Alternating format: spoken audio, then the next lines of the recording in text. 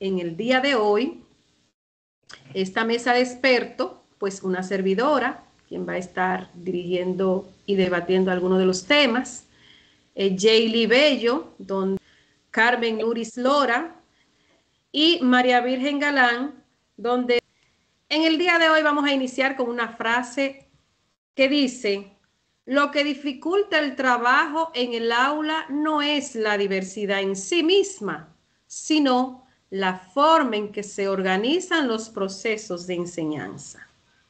Estas medidas tienen un proceso donde se debe de iniciar con esa evaluación que está a nivel de centros educativos y que luego de esa evaluación de centros educativos, pues viene la evaluación psicopedagógica siempre y cuando pues sea necesario. Esa evaluación del centro educativo debe de contener y estar bien dirigida y ver esos aprendizajes del estudiante en función a qué, al currículo que se esté desarrollando, al currículo establecido. Tiene que ir en función a esas potencialidades de los estudiantes, donde se puedan determinar esas fortalezas, habilidades y destrezas. Y puedan reflejar también en esa evaluación inicial lo que son las experiencias significativas que le interesa al estudiante. Y entonces ahí ajustar esos contenidos, esas áreas y elegir las mejores estrategias. En esta evaluación inicial participa el docente del aula. Claro está que debe de ser acompañado siempre y cuando sea necesario el psicólogo del centro educativo o algún docente itinerante o algún docente de apoyo. Pero esta evaluación inicial no es solamente hacer la evaluación y ya, sino que tiene que existir un seguimiento en este proceso. ¿Se aplican estas evaluaciones en los centros educativos en nuestros entornos? Es posible, sí. Es posible que en algunos centros educativos sí se aplique y se le dé ese seguimiento, pero es posible también que haya centros educativos que apliquen el proceso, yo digo, como a medias. Luego de esa evaluación psicopedagógica, esa evaluación inicial, también tenemos nosotros las estrategias de escolarización. Y como ya habíamos dicho, entonces está la profesora Jaylee Ayari Bello, quien es especialista en esas estrategias que debemos de utilizar para la escolarización. Adelante y bienvenida. Bien, buenas noches, muchísimas gracias. Para mí es un placer estar aquí. Eh, Decir que hoy voy a explicarle un poquito de manera sencilla cuáles son las principales modalidades de escolarización que ofrece el sistema educativo dominicano para atender a estudiantes con necesidades específicas de apoyo educativo, mejor conocida como NEAE. Esta información está basada en las orientaciones para la atención a la diversidad del ministerio. Primero es importante recordar que la idea central de la educación inclusiva es que todos los estudiantes puedan aprender, sabiendo que no todos aprenden de la misma manera ni con los mismos apoyos. Por eso existen diferentes opciones de escolarización para que cada estudiante esté en el lugar donde se pueda desarrollar mejor. La primera modalidad que tenemos es la más común, que son nuestras escuelas regulares, o sea, el aula donde están todos los demás niños y niñas. Aquí pueden participar estudiantes con discapacidad o con cualquier tipo de necesidad, siempre que estos reciban los apoyos que necesitan. Esos apoyos pueden ser tanto materiales como libros en braille, tecnología asistida, pueden ser ayudas auditivas, hasta un personal especializado como un profesor de apoyo. Aclarar aquí que pocos centros en nuestro país cuentan con este personal. También el intérprete de lengua de señas o un logopeda. La ventaja de esta modalidad, bueno, es que promueve la inclusión real. El estudiante puede compartir, participar, jugar con sus compañeros, pero también implica que la escuela debe estar lista para estos ajustes y eliminar esas barreras. La segunda modalidad es el aula específica para la inclusión educativa. Esta también ocurre dentro de una escuela regular, pero está pensada para que estudiantes que necesitan apoyos más intensos y prolongados. Aquí reciben atención, estos estudiantes, aquí reciben una atención más especializada, pero siguen permaneciendo dentro del mismo plantel de jornada regular.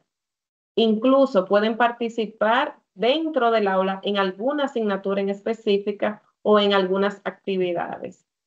Esta modalidad es muy útil cuando los estudiantes porque los estudiantes se benefician de un trabajo más especializado sin perder el vínculo con la comunidad educativa.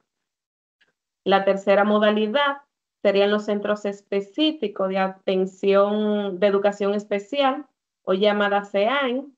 Estos centros son los que están diseñados para estudiantes que por el momento no pueden estar en una escuela regular porque necesitan un entorno un poquito más estructurado y con más recursos, también con un poquito de más atención. Es importante aclarar que esta modalidad debe de ser la última opción, porque lo ideal es que la educación ocurra en el lugar menos restrictivo posible. Además, la intención es que todos los estudiantes puedan regresar progresivamente a la escuela de su comunidad cuando estén preparados. Es bueno saber y estar claros que el Ministerio de Educación no ve la escolarización como una decisión rígida, sino como un continuo de servicios. Cada una de estas modalidades busca garantizar que nuestros estudiantes tengan acceso al currículum, que participen y que permanezcan dentro del sistema educativo con una igualdad de condiciones. La clave siempre será identificar las barreras y asegurar los apoyos adecuados para cada uno de nuestros estudiantes puedan aprender y desarrollarse al máximo. Muchísimas gracias a nuestra experta Yaeli. Preguntarle si conoce ella en algún espacio, desde su experiencia, algún centro educativo que se pueda mencionar con alguna de esta escolaridad. Claro, sin ser el primero, porque verdad, el primero pues es una escuela regular, aunque hay que ver si cuenta con el espacio. Sí, realmente conozco, existen algunas dentro de mi comunidad. Hay una que tiene el aula para necesidad específica, la tiene dividida, están en esa aula en un momento, pero ya llega un momento que sí, van al aula regular. Lo que tienen poco es la parte del personal, del apoyo. Para continuar a recibir yo digo que con un saludo virtual a nuestra querida experta María Virgen, quien nos va a nosotros a transmitir todos esos conocimientos relacionados a las medidas de accesibilidad. En este caso, continuamos con nuestra querida experta Carmen, quien va a trabajar con lo que es las medidas, con los que son las medidas de acceso para una educación inclusiva. Así es que encantada de estar en este gran programa de lo que es realidad educativa. Es importante destacar que las provisiones de los recursos materiales y personales son un elemento esencial a la hora de lo que es proporcionar una atención educativa de calidad con equidad a los estudiantes con necesidades específicas de lo que es el apoyo educativo. Hablar de accesibilidad es hablar de igualdad de oportunidades. La accesibilidad se relaciona a la actitud frente a la atención de diversidad y lo que es la eliminación de barreras a través de la provisión de recursos especiales. Pueden ser elementos personales, aspectos organizativos, presentación de información, junto a las condiciones físicas de iluminación, ventilación, sonoridad y de acceso a la información. Los entornos accesibles facilitan grandemente lo que es el desarrollo de las competencias que forman parte de lo que es nuestro currículum. Esta cumple con 3 objetivos principales. Entre ellos están respetar la diversidad en el ejercicio del derecho a la educación. Está también lo que es desarrollar capacidades a través de programas, recursos personales, recursos técnicos, adaptados a las necesidades e intereses de los estudiantes. Está también el objetivo de facilitar el desarrollo del proceso educativo con los apoyos que requiera la comunidad educativa. Entre los tipos de medidas de acceso tenemos 3 principales, que son las condiciones físico-ambientales, que estas se refieren a la eliminación de barreras arquitectónicas, insonoración de las aulas, ubicación del alumno, a lo que son lugares que él pueda tener acceso a la información y también que pueda interactuar con sus compañeros. Está lo que es la distribución del espacio, condiciones adecuadas de luminosidad, entre otras cosas. Están también los que son los recursos de apoyo. Estos recursos de apoyo son recursos didácticos, equipamiento y ayudas técnicas, tecnológicas, las cuales compensen las dificultades derivadas de ciertas deficiencias personales de los estudiantes y que de una u otra forma les permitan participar en lo que son todas las actividades de enseñanza con una gran mayor autonomía. Está también lo que es el acceso a la información, favoreciendo así el aprendizaje de todos los alumnos. Me gustaría saber cómo están en la mayoría los centros educativos en relación de recursos de apoyo y acceso a la información. Todas las escuelas deben estar preparadas para garantizar la accesibilidad en cualquier aula. Pero estas medidas concretas siempre se van a adaptar de acuerdo a las necesidades de los estudiantes en específico. Muy bien, muchísimas gracias. Algo interesantísimo que dice nuestra experta. A seguida, nuestra María Virgen. Muy buenas noches, tengan todos. Para mí es un gusto y un placer estar aquí con ustedes, trabajando lo que son las medidas de acceso para el proceso educativo. Las estrategias de atención a la diversidad buscan eliminar las barreras y garantizar que todos los estudiantes tengan un aprendizaje equitativo. Pero esto se hace a través de una serie de elementos que son necesarios ser ajustados para que estas condiciones se puedan dar, como por ejemplo la gestión educativa, el ambiente para el aprendizaje, la organización en el aula, la planificación de los procesos educativos ajustados a la diversidad existente, las estrategias pedagógicas y la evaluación de los aprendizajes. En lo referente a las medidas para el proceso educativo en función de la gestión educativa, la escuela debe desde el inicio integrar en su misión, visión y valores lo que tiene que ver con la diversidad. O sea, no es solo una gestión general para todos los estudiantes, sino que requiere de liderazgo, coordinación y también de la disposición de recursos.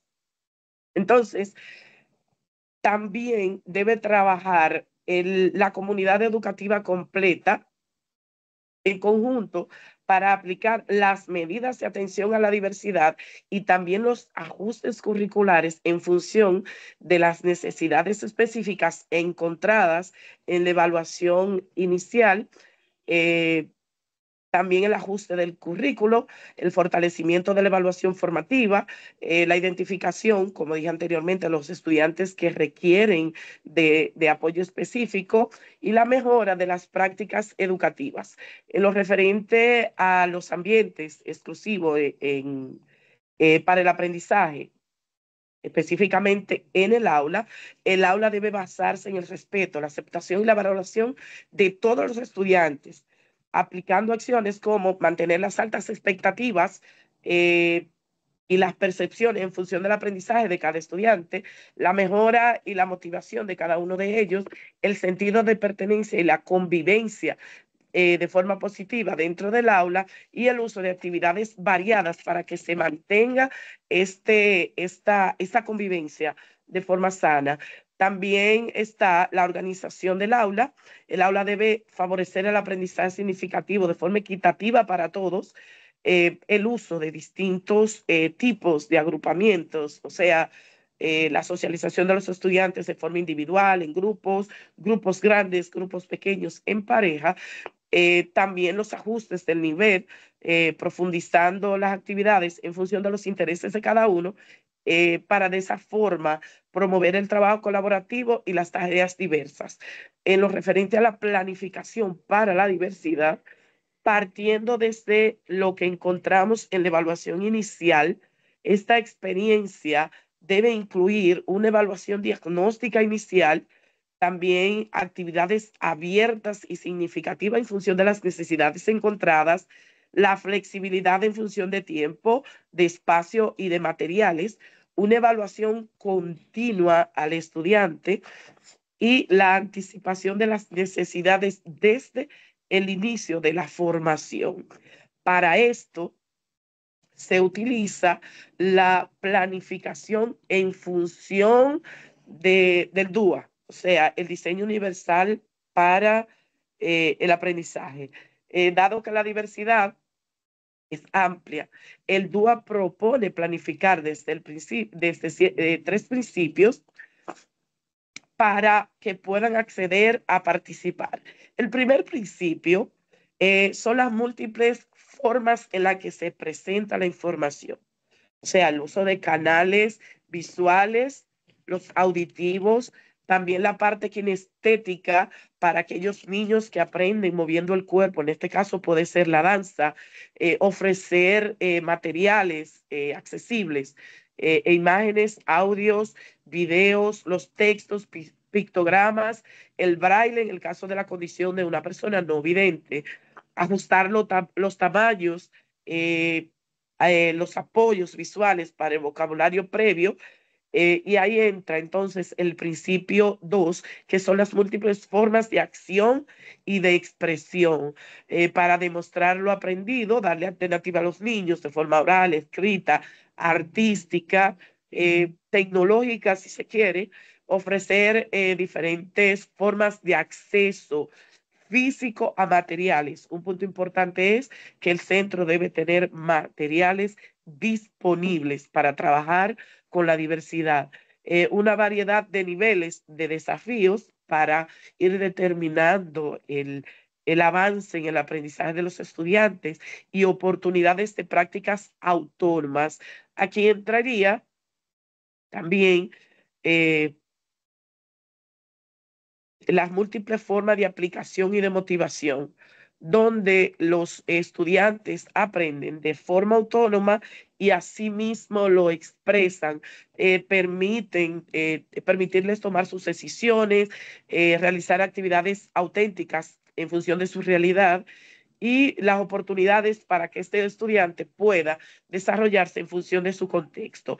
En lo referente a la evaluación inclusiva, el estudiante debe ser evaluado en función de su condición y de lo que ya sabe. No podemos evaluarlos a todos por igual porque no los estamos formando a todos por igual, porque no todos tienen las mismas necesidades. La evaluación se orienta en función del aprendizaje y no clasifica. Debe ser coherente con las actividades y la retroalimentación, usar estrategias variables, como por ejemplo la observación diaria, los portafolios, las pruebas que sean orales o adaptadas en función del estudiante, la autoevaluación y también la participación del estudiante en todo lo que tiene que ver el proceso educativo en lo referente a su formación, partiendo de esta evaluación diagnóstica, la formativa y la sumativa, tomando en cuenta todos los elementos de forma variada que puedan servir para la evaluación de este niño en función de su condición. Hasta aquí mi participación.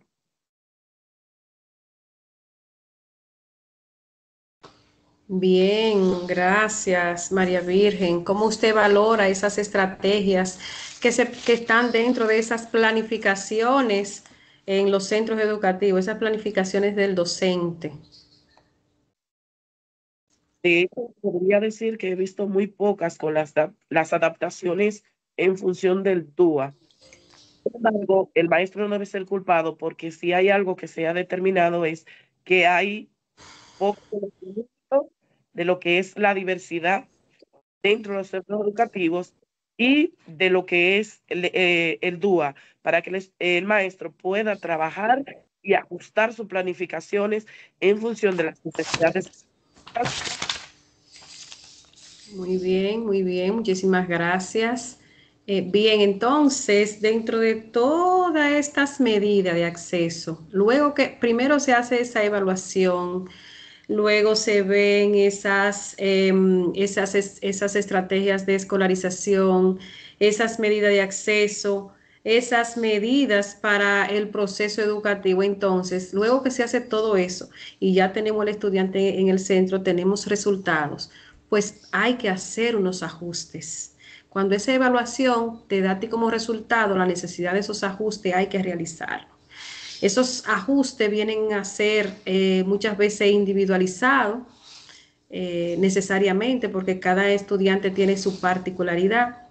También tenemos por aquí algunas características de los ajustes curriculares individualizados. Tienen unas fases para la realización de ese proceso y que también pudiera ser a través de un plan de apoyo psicopedagógico. Entonces, aquí nosotros vamos a mostrarle, es importante tenerlo en cuenta estos ajustes y utilizar las herramientas que nos proporciona a nosotros desde el Ministerio de Educación a través del documento Orientación para la Inclusión. Entonces, aquí tenemos nosotros a un esquema que nos recomienda de los ajustes curriculares individualizados, donde aquí vamos a colocar esas competencias orales. Tenemos también que colocar el grado, lo tenemos distribuido por trimestre y tenemos las observaciones. Todo esto va después de tener unos resultados en esa evaluación. Aquí se colocan las competencias específicas del grado que se va a desarrollar, igual que también esas actividades que nosotros vamos a programar con esos estudiantes. ¿Para qué? Para desarrollar esas competencias. ¿Quiénes participan aquí en este ajuste curricular individualizado? Bueno, debe de hacerse acompañar el docente, por supuesto, debe de hacerse acompañar del psicólogo, o si existe ese equipo de gestión, ese equipo multidisciplinar, debe de acompañarlo. Como ustedes lo ven ahí, participantes, situaciones, acuerdos, hasta las familias deben de estar aquí presentes para hacer esos ajustes. Y debe de haber un responsable. No es que vamos a llenar y vamos a trabajar con este esquema y lo vamos a dejar ahí. De hecho, el padre tiene que firmarlo. Ese ajuste curricular individualizado, el padre debe de firmarlo, porque también tiene que estar empoderado de cuál es la situación o los resultados que arrojó la evaluación de su hijo para entonces hacerle esta aplicación. Aunque aquí solamente dice lengua española, este se puede utilizar para todas las áreas, para entonces trabajarlo ahí con cada una de sus competencias. Aquí nada más se visualiza lengua española, pero así termina el esquema. También están el programa de enriquecimiento, que no es más que para esos estudiantes con altas capacidades. Son esos estudiantes que nosotros, que sí muy bien, tenemos los que se nos quedan un poquito atrás y que tenemos que utilizar esas estrategias para desarrollarlos. Pues también aquí está el programa de enriquecimiento, que son para esos estudiantes que cuando usted le coloca una actividad en un tiempo récord, ya ellos se la trabajan. Entonces aquí se plasman otras actividades o de la misma actividad de un poquito más compleja para entonces ese estudiante.